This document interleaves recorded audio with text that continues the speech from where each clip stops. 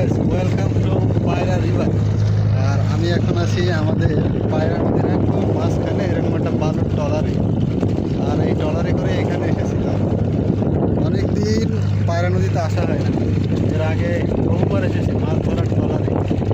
আজকে এরকম বালুর ট্রলারে করে আসছি।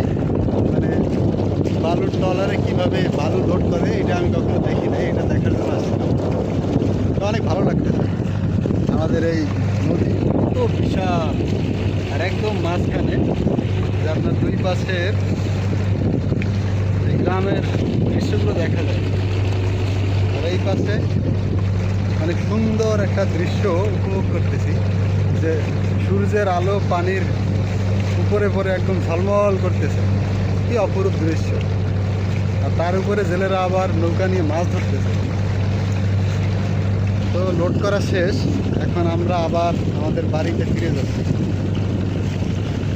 আর এই পারে হচ্ছে আমাদের পার আর কি।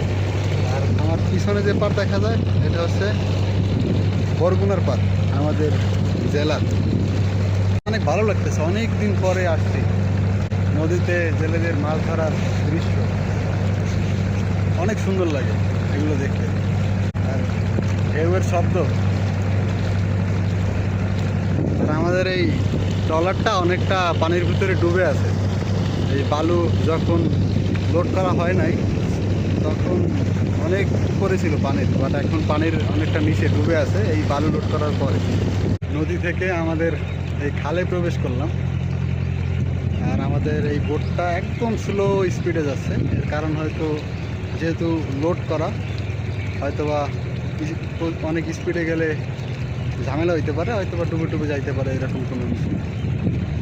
আর ওই যে আমাদের মাঝি, যিনি এই বোটের ড্রাইভার আর কি।